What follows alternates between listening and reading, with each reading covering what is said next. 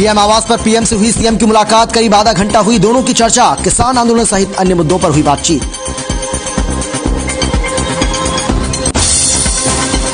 किसान आंदोलन का 1 साल हुआ पूरा, बॉर्डर पर जीत का जश्न मनाने पहुंचे किसान। 27 नवंबर को आगे की रणनीति पर होगी चर्चा। 29 नवंबर को ट्रैक्टर मार्च का ऐलान।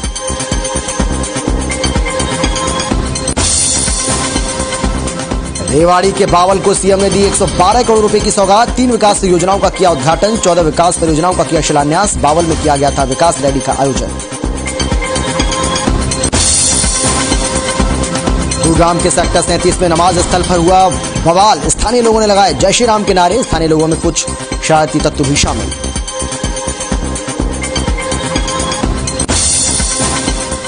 महेंद्रगढ़ में दादरी मार्ग पर सड़क हादसा। एक ही परिवार के 3 लोगों की गई जान। मृतकों में पति, पत्नी और बेटी शामिल। 2 बच्चे गंभीर रूप से घायल।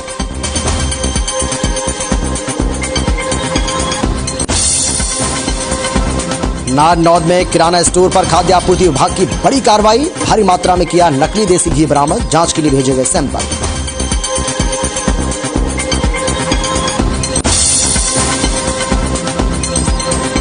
हर खबर का हुआ बड़ा असर। पंचकुला में सरे रहा बुजुर्ग की पिटाई मामले में युवक गिरफ्तार। हर खबर ने प्रमुखता से उठाई थी खबर।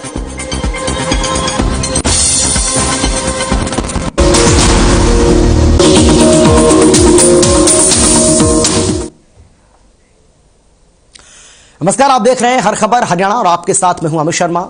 दिल्ली में पीएम मोदी से सीएम मनोहर लाल ने मुलाकात की है और यह मुलाकात करीब आधा घंटा चली है। सीएम आवास पर यह मुलाकात हुई। मुलाकात के बाद सीएम ने जानकारी देते हुए बताया है कि 2 महीने पहले भी मुलाकात हुई थी। समय समय पर यह मुलाकात होती रहती है। सीएम ने जानकारी देते हुए बताया है कि किसान आंदोलन और कृषि कानूनों पर चर्चा हुई है। पीएम चिंता कर रहे थे कि किसानों को वापस जाना चाहिए। कानून वापस लेने पर चर्चा हुई है। इससे एक अच्छा संदेश भी गया है। उम्मीद है कि संसद में कानून वापस होते ही किसान वापस घर चले जाएंगे। सीएम ने इस दौरान बाड़सा में एम्स के लिए पीएम का धन्यवाद किया। सीएम ने बताया कि पीएम को कई नई योजनाओं की जानकारी भी दी है। ऑटो अपील सिस्टम से पीएम काफी प्रभावित हुए। इस दौरान प्रदूषण और पराली के विषय को लेकर भी बातचीत हुई।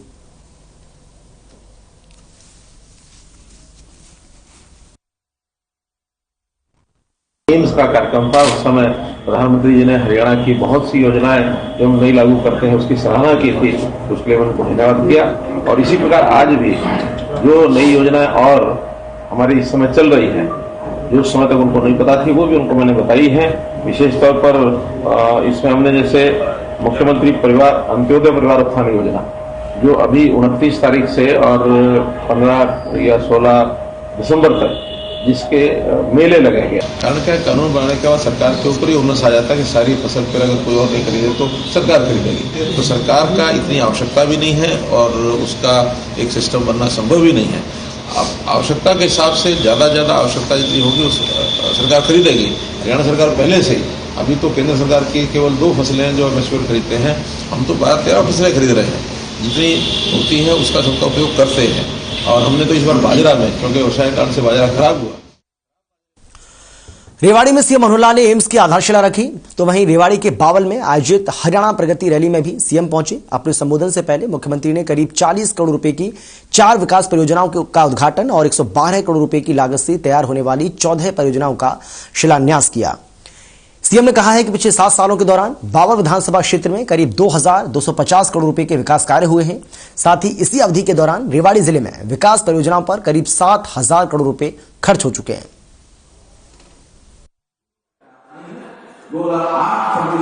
आज की इस रैली में विकास नाम से जो ये शब्द प्रयोग किया है, विकास रैली, वास्तव में वो एक सार्थक नाम दिया गया है।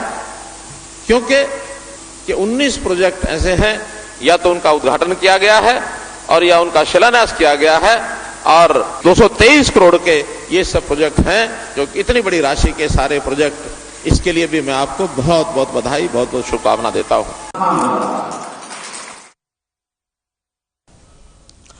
वहीं देश में लिंगानुपात में सुधार हुआ है और इसको लेकर मुख्यमंत्री मनोहर लाल ने देशवासियों को बधाई दी है।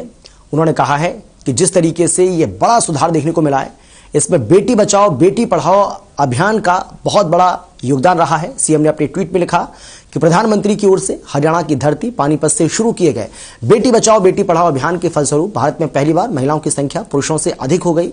देश में लिंगानुपात 1000 पुरुषों पर 1020 महिलाएं होने पर मैं समस्त देशवासियों को हार्दिक बधाई देता हूं।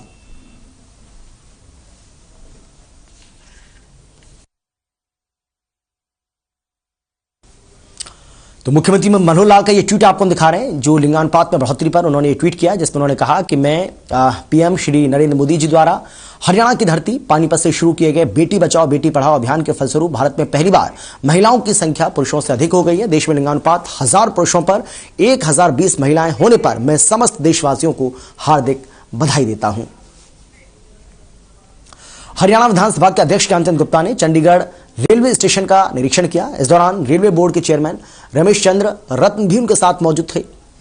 ज्ञानचंद गुप्ता ने कहा है कि चंडीगढ़ पंचकुला रेलवे स्टेशन को वर्ल्ड क्लास बनाया जाएगा। रेलवे स्टेशन को एयरपोर्ट की तर्ज पर विकसित करने की योजना है। 2 मंजिला वेटिंग लाउंज, यात्रियों की सुविधा के लिए 12 एक्सीलेटर और 6 लिफ्ट स्थापित किए जाएंगे। प्रोजेक्ट का सबसे ज्यादा लाभ उन लोगों को होगा जिन्हें रोज पंचकुला चंडीगढ़ आना जाना होता है और ये नया रास्ता पंचकुला चंडीगढ़ को जोड़ने का काम करेगा। ज्ञानचंद गुप्ता ने बताया कि रेल मंत्रालय ने उनकी सभी मांगें मान ली हैं।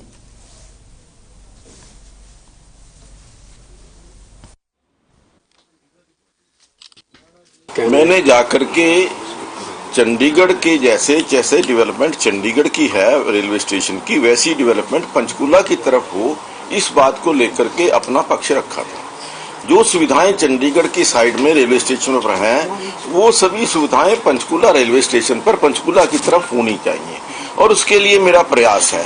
मैंने 2020 के अंदर भी आप अभी पवन बंसल जी की बात कर रही थी, मैंने पवन बंसल जी को भी लेटर लिखा था और उसके पश्चात पीयूष गोयल जी से मेरी बात हुई थी, उन्होंने वीडियो कॉन्फ्रेंसिंग हुई थी और उन्होंने स्पेशल टीम यहाँ पर भेजी थी कि हम जिस तरीके से आज भोपाल के अंदर रेलवे स्टेशन का उद्घाटन हुआ है, जो वर्ल्ड क्लास रेलवे स्टेशन है, उसी तरीके की प्रपोजल चंडीगढ़ के अंदर जो रेलवे स्टेशन बनने जा रहा है और उसके अंदर भी जो पंचकुला साइड है जो प्रपोजल तैयार हुई है, उसमें भी सेम क्वालिटी का, सेम स्टैंडर्ड का एंट्रेंस गेट जैसे चंडीगढ़ का है, उसी तरीके का पंचकुले की तरफ उन्होंने दिखाया है। नूंह से विधायक चौधरी आफ्ताब अहमद ने अपने साथी विधायक मामन खान के साथ प्रेस कॉन्फ्रेंस की, जिसमें सीएम से कई सवाल पूछे। आफ्ताब अहमद ने मेवात में विकास न होने की वजह से सरकार को बताया। उन्होंने कहा कि कुर्थला की शहीद बेटी लेफ्टिनेंट किरण शेखावत के नाम पर सरकार ने कॉलेज बनाने की घोषणा की थी, लेकिन 7 साल के बाद भी सरकार ने एक ईंट भी उसमें नहीं लगाई।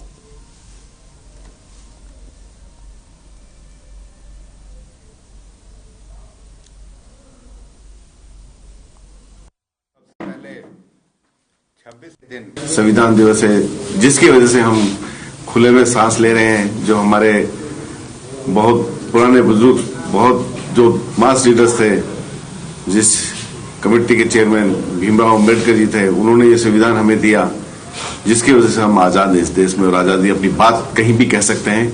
इसी को संविधान कहते हैं। और आज हमारे महान स्वतंत्रता सेनानी चौधरी रणवीर सिंह की जयंती है। मैं उनको भी खिराज इज्जत पेश करता हूं। और मेरे विधानसभा क्षेत्र में हमारे माननीय मुख्यमंत्री अपने मनोहर लाल खट्टर जी आ रहे हैं। बाकी जो हमारा मेन मकसद ये है कि हमें मेवात को आगे कैसे ले जाना है। 1 वर्ष आज पूरा हो गया है संघर्ष करते करते, और उस संघर्ष में अभी जो है प्रधानमंत्री जी ने घोषणा करी है कि वो तीनों काले कानून को वापस लेंगे और हमें उम्मीद करते हैं कि बहुत जल्द वो कृषि कानून जो है वापस लें। लेकिन उसके साथ साथ किसानों के ऊपर जो मुकदमे दर्ज कर रखे हैं, जो किसानों ने अपनी 700 के करीब किसानों ने अपनी जो है इस आंदोलन में अपनी आहुति दी है, प्राण की आहुति दी है, उनको मुआवजा दिया जाए और जो भी किसानों के खिलाफ मुकदमे हैं उन्हें तुरंत वापस लिया जाए।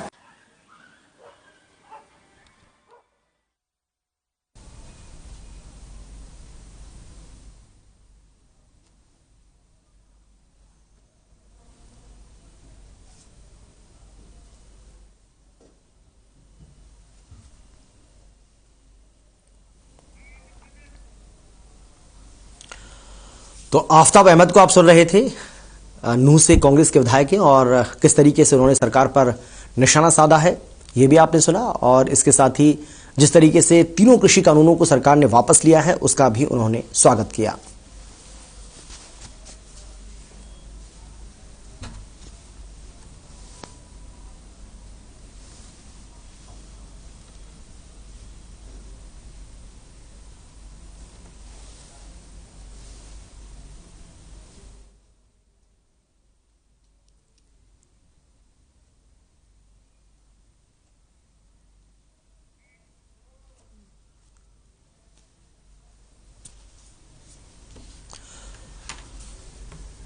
तो नूह की ये तस्वीर आपको हम दिखा रहे हैं, जहां पर विधायक आफताब अहमद ने बाकायदा एक प्रेस कॉन्फ्रेंस की है और इस प्रेस कॉन्फ्रेंस के जरिए उन्होंने सरकार पर जमकर निशाना साधा है। इसके साथ ही ये भी आरोप लगाया कि नूह में कोई भी विकास कार्य नहीं करवाया जा रहा है। नूह से विधायक चौधरी आफताब अहमद ने अपने साथी विधायक मामन खान के साथ ये प्रेस कॉन्फ्रेंस की, जिसमें सीएम से कई सवाल भी उन्होंने पूछे।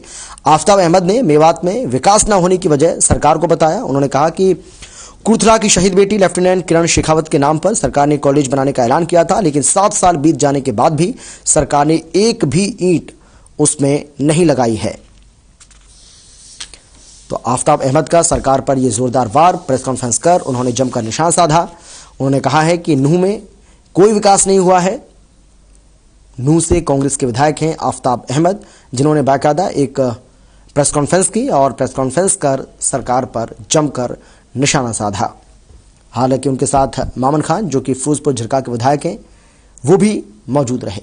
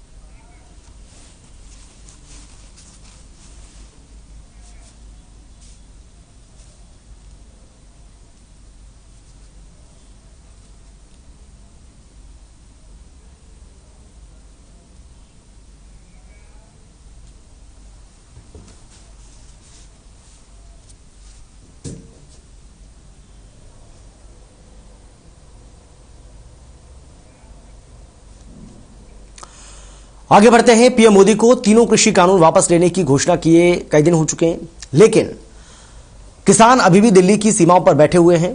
किसान मोर्चे पर डटे हुए हैं। इस बारे में सिंघू बॉर्डर पर किसानों से बातचीत की है हमारे संवाददाता लाजपत राय ने।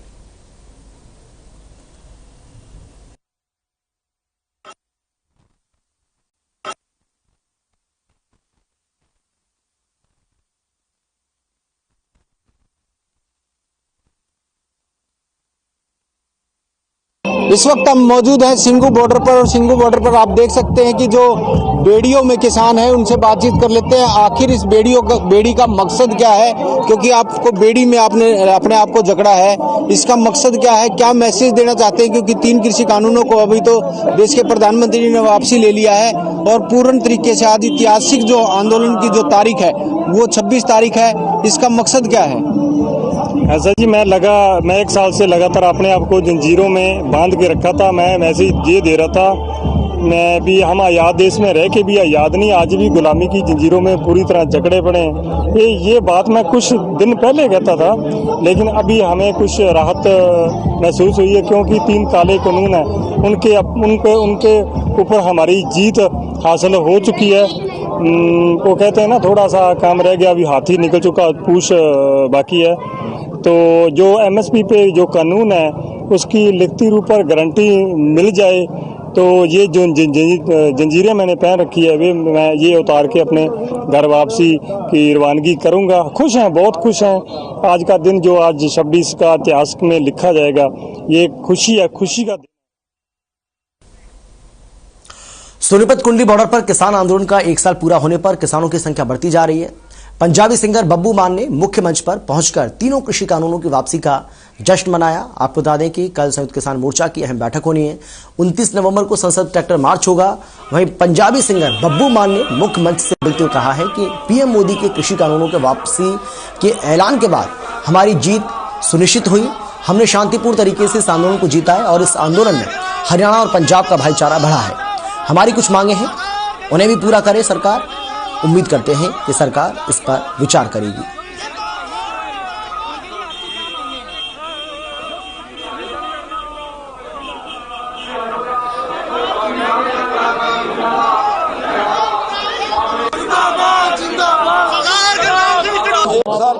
एक साल पूरा हो गया है और आज जो है यहाँ पे एक साल के पूरा होने पर लोगों का बड़ा हजूम आज इकट्ठा हुआ है। और सबसे पहले हम अपने शहीदों को, अपने जो हम साल भर से लोग कुर्बानियां दे रहे बैठे, उनको सलाम करना चाहेंगे कि उनकी वजह से आज मोदी को झुक। गुरुग्राम में एक बार फिर से जुमे की नमाज को लेकर बवाल देखने को मिला है। जिस जगह पर मुस्लिमों को नमाज पढ़नी थी उसी स्थान पर कुछ हिंदू संगठन के लोग हवन पूजन कर रहे थे, तो वहीं नमाज का विरोध करने वालों में कुछ शरारती तत्व भी थे जिन्होंने जमकर नारेबाजी की। क्योंकि ये सब कुछ पुलिस थाने के सामने हो रहा था, इसीलिए सवाल भी खड़े हो रहे।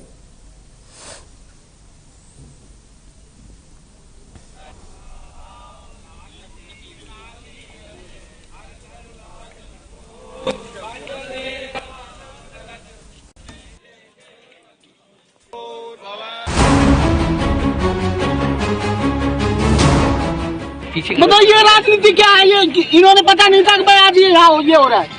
ये जरूरी था कि भाई यहाँ परिवार क्यों पढ़ेंगे यहाँ? इनका घर नहीं है, मकान नहीं है, क्या नहीं है इनके पास। देखो मैं है ना, मैं ये काम जानता नहीं हूँ और ना मैं ये माइक मुइक का काम जानता हूँ। ये हमारे परदादा की जमीन है और यहाँ हम होने नहीं देंगे। चाहे लठ तमाने का लठतर, प्यार तमाने का प्यार तमाना।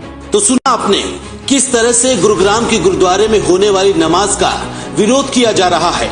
विरोध तो विरोध के साथ भड़काऊ नारे भी लगाए जा रहे हैं। दरअसल गुरुग्राम के सेक्टर 37 पुलिस स्टेशन के सामने खाली पड़े मैदान में अचानक हवन पूजन और आरती गायन होने लगा।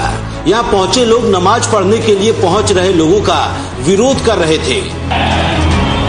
वहीं इस मामले में नमाज पढ़ने आए मुस्लिम समुदाय के लोगों की माने तो यहाँ 20 साल से नमाज की अदायगी होती आ रही है और ये ग्राउंड उन 28 स्थानों में शुमार है जिन्हें जिला प्रशासन द्वारा नमाज पढ़ने के लिए चिन्हित किया गया था। और ये हमारे यहाँ क्यों पढ़ रहे हैं? हमारे अपने मकानों में क्यों पढ़ने देंगे हम इनको? तो सर आपने हवन भी तो बाहर किया। मैडम मैं इन बात कहने ना जानू, मैं देसी आदमी हूँ। मैं तो हाथ जोड़ के कह रहा हूँ नाम पढ़ना ना देना। चाहे लठ तमाने का लठतर, प्यार तमाने का प्यार तमाना। अगर लठ तमाने का लठ भी, हाँ लठ से भी मनाऊंगा। ठीक है, क्योंकि मतलब नमाज नहीं पढ़ने देंगे। नहीं पढ़ने देंगे सर। आप सरकार पर ऐसा है कि भाई उनका आज ये काम था। नमाज तो 15 साल 20 साल से हो रही है यहाँ पे। हाँ बिल्कुल इसी तरह, क्योंकि किसी का कोई डिस्टरबेंस नहीं है, कोई किसी को दिक्कत नहीं है और ना अभी तक हुई है। अब इन्होंने जो प्रोग्राम बनाया ठीक है, इनकी मर्जी। अब क्या है अगली मर्तबा आप फिर नमाज के लिए आएंगे? अब भाई जो अगर हमारा शासन प्रशासन सब लोग कहेंगे कि यहाँ पढ़ लो तो पढ़ लेंगे। तो सर आज आप लिखित के लिए बात कर रहे हैं कि यहाँ पे जो स्थानीय लोग कह रहे हैं लिखित में हाँ तो हो सकता कोई विरोध करने ऐसा कुछ नहीं। आपको क्या लग रहा है कि 15-20 साल में ऐसा क्या हुआ कि अब आपको लिखित लेना पड़ेगा नमाज पढ़ने के लिए? अब भाइयों का इरादा जो है वो तो सोच हर टाइम पे अलग अलग बदलती रहती है। वहीं एक वक्त ऐसा भी आया जब दोनों पक्ष आमने सामने आ खड़े हुए। नमाज पढ़ने आए शहजाद की माने तो पुलिस की मौजूदगी में यहां नमाज पढ़ने से रोका जा रहा है, जबकि प्रशासन ने इसी स्थान पर खुले में नमाज की अनुमति दी है। बावजूद इसके कुछ लोग गुंडागर्दी कर नमाज पढ़ने से रोक रहे हैं, जबकि मुस्लिम समुदाय की माने तो नमाज शांतिपूर्वक तरीके से सिर्फ 20 मिनट में ही खत्म हो जाती है। देखिए यहाँ पे जो 19-20 जगह चिन्हित की गई, उसमें से एक जगह ये भी है। और देखिए जहाँ भी हम कहीं नमाज पढ़ते हैं तो ये लोग वहीं आके कीर्तन शुरू कर देते हैं। क्या इन्हें शुक्रवार के दिन हमारे 1 से 2 के बीच में ही कीर्तन करने की जगह मिलती है? मैं ये कहना चाहता हूँ आपके माध्यम से, हमें कीर्तन से कोई दिक्कत नहीं है, हमारा भी यहाँ पे रहने का हक है हिंदुस्तान में, हम भी हिंदुस्तान के हैं। तो ये लोग कीर्तन करें, लेकिन जहाँ पे हमारी नमाज है वहाँ पे हमें डिस्टर्ब ना करें। और जैसे कि आज माहौल बिगाड़ने की कोशिश की गई और पुलिस खड़ी भी तमाशा देखती रही। पूरे मामले में नमाज का विरोध तो अपनी जगह है, लेकिन सवाल तो पुलिसिया कार्य प्रणाली पर भी खड़े हो रहे हैं, क्योंकि पुलिस थाने के सामने जिस तरह से स्थानीय लोगों ने प्रदर्शन किया और उपद्रवियों ने उत्पात मचाया, वो खुलेआम कानून को चुनौती दे रहा है। और सवाल ये भी कि क्या पुलिस सिर्फ मूक दर्शक की भूमिका निभाती है या फिर कोई ठोस कार्रवाई करती है। हर खबर हरियाणा के लिए गुरुग्राम से मोहित कुमार की रिपोर्ट। पंचकुला के सेक्टर 4 में आम आदमी पार्टी के प्रदेश अध्यक्ष नवीन जैन ने अपने समर्थकों के साथ हरियाणा लोक सेवा आयोग का घेराव किया। नवीन जैन ने भर्ती फर्जीवाड़े को लेकर सरकार और हरियाणा लोक सेवा आयोग पर सवाल उठाए। प्रदर्शन के दौरान गोबर के उपलों में आग भी लगाई, साथ ही आयोग के गेट पर गोबर भेंट किया। आयोग के गेट का गौमूत्र से शुद्धिकरण किया। इस दौरान आयोग के गेट पर भारी पुलिस बल भी तैनात रहा। नवीन जैन और उनके समर्थकों ने सरकार और आयोग के खिलाफ जमकर नारेबाजी की।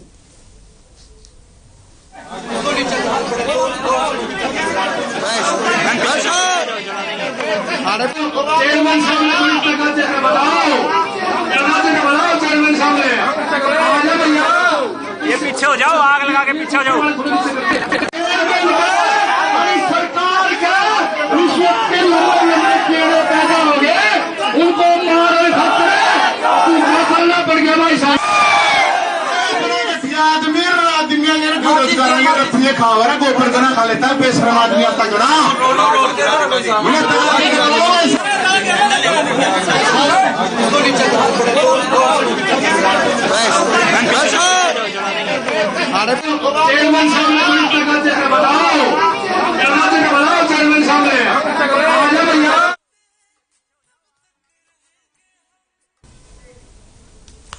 महेंद्रगढ़ दादरी मार्ग पर एक सड़क हादसे में एक ही परिवार के 3 लोगों की मौत हो गई।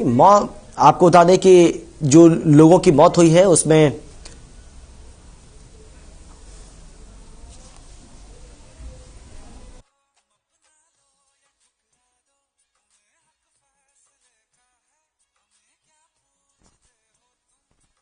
जी सर, एक्सीडेंट हमारे पास एक कॉल प्राप्त हुई थी, जो हम मौके पे पहुंचे और इंजर्डों को हम घायलों को अस्पताल में एडमिट करा दिया। जो 2 बच्चे थे। कैसे आपको सूचना मिली? सूचना हमें डायल 112 पर हम वहाँ मौके पे पहुंचे, एम्बुलेंस द्वारा हमें सभी को घायलों को अस्पताल में एडमिट करा दिया। डायल 112 में भी हम बढ़ा के ले और एम्बुलेंस कर दिया।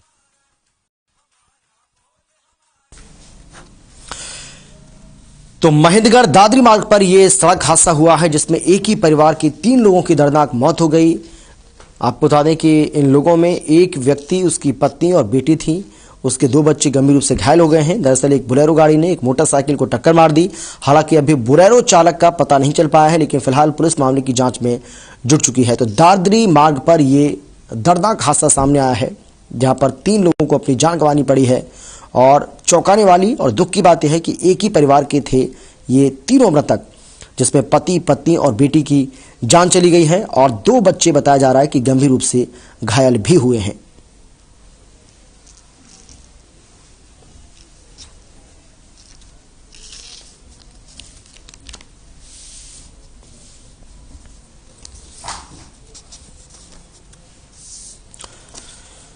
महेंद्रगढ़ के दादरी मार्ग पर यह सड़क हादसा हुआ है, जहां पर एक ही परिवार के 3 लोगों की दर्दनाक मौत हो गई है और बताया जा रहा है कि 2 बच्चे गंभीर रूप से इस मामले में घायल हुए हैं, जिनका इलाज अस्पताल में चल रहा है। जो मृतक हैं वो एक ही परिवार के हैं तीनों, जिसमें बताया जा रहा है कि जो शख्स है उसकी पत्नी और बेटी ने भी इस सड़क हादसे में अपनी जान गंवा दी है।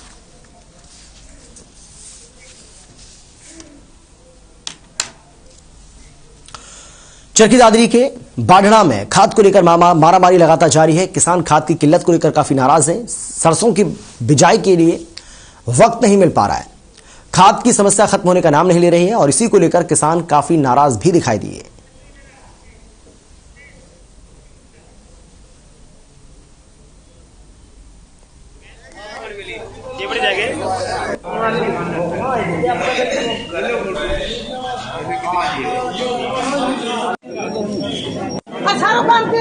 एक इंसान 70 वोट गिरा दे हमको बनाए गिरा के सर हां उठा क्या रहा के गांव उठा टिकवा क्यों ना वोट दिया जी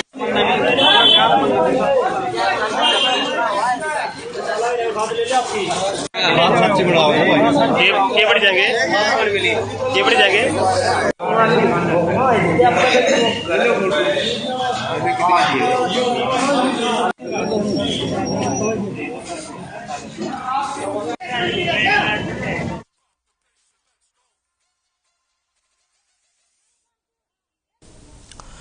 हरियाणा के औद्योगिक जिले फरीदाबाद में प्रदूषण का स्तर कम करने के लिए अब पुलिस भी अपने स्तर पर कार्रवाई में जुट गई है। पुराने डीजल और पेट्रोल वाहन प्रदूषण का बड़ा कारण माना जाता है।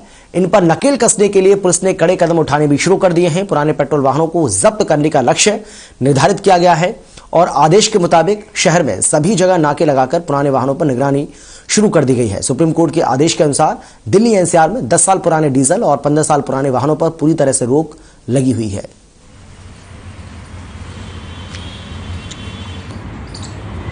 जैसे सीपी साहब ने आदेश दिए थे तो करीब करीब ये 10 दिनों से हम इस अभियान को चला रहे हैं। तो इसके अंदर हमने लगभग 10 साल पुराने डीजल के व्हीकल और 15 साल पुराने पेट्रोल के व्हीकल ये हमने करीब करीब 336 जो है इंपाउंड किए हैं। तो ये टोटल एनसीआर में जैसे भी अपना धुआं ज़्यादा हो रहा है, पोल्यूशन फैल रहा है, उसको रोकने के लिए एक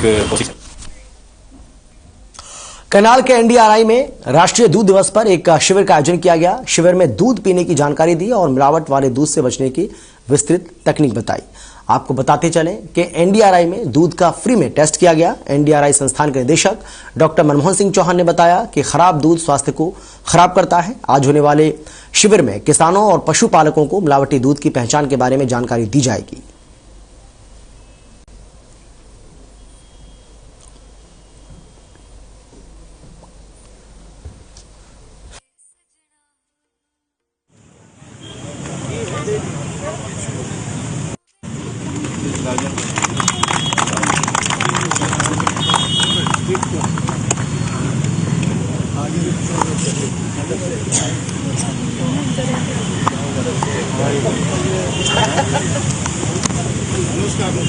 क्या सुनना मैं कहाँ से लाए हैं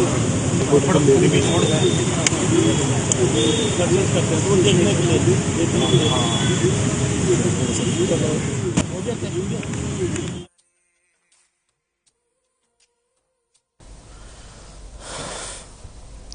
फरीदाबाद डबुआ कॉलोनी में बने आदित्य दिगंबर जैन मंदिर में फूलों की वर्षा की गई। फूलों की बारिश हेलीकॉप्टर के जरिए की गई और हेलीकॉप्टर ने मंदिर के 4 राउंड लगाकर 15 किलो फूलों की बारिश की। फूलों की बारिश के दौरान हेलीकॉप्टर में बड़खल विधायक सीमा त्रिखा, मेयर सुमन बाला और एनआईडी के पूर्व विधायक नागेंद्र भड़ाना भी मौजूद रहे।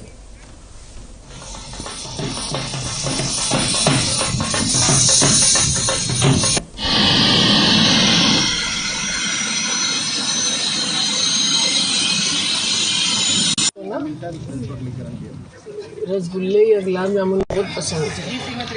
मटर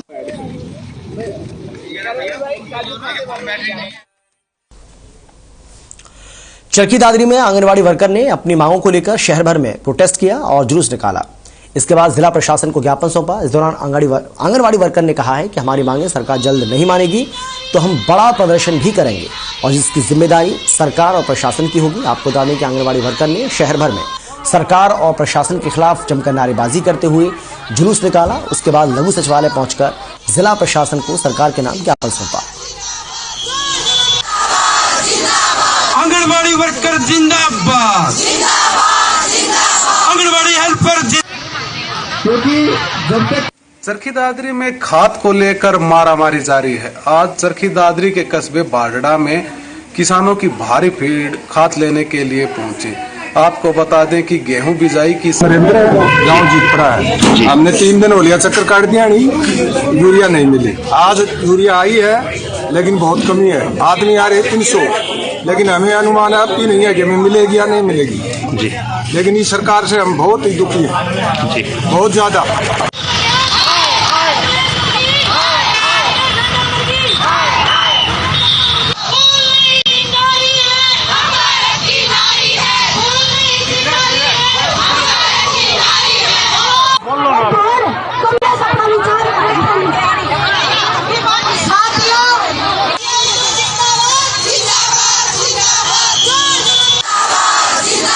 आंगनबाड़ी वर्कर जिंदाबाद। पंचकुला में वोकेशनल टीचर्स हरियाणा के मुख्यमंत्री मनोहर लाल के आवास के बाहर धरना प्रदर्शन करते नजर आए। हजारों की संख्या में वोकेशनल टीचर सड़कों पर उतरे, सरकार और शिक्षा विभाग के खिलाफ नारेबाजी की, रोष प्रकट किया। आपको बता दें कि हरियाणा वोकेशनल टीचर्स की मुख्य मांग है कि 2278 वोकेशनल टीचर्स को शिक्षा विभाग में समायोजित किया जाए, साथ ही 58 वर्ष तक की जॉब सिक्योरिटी भी दी जाए। वहीं चंडीगढ़ बॉर्डर पर भारी पुलिस बल को तैनात किया गया है और प्रदर्शनकारी वोकेशनल टीचर्स को पुलिस ने पंचकुला चंडीगढ़ बॉर्डर पर रोक दिया।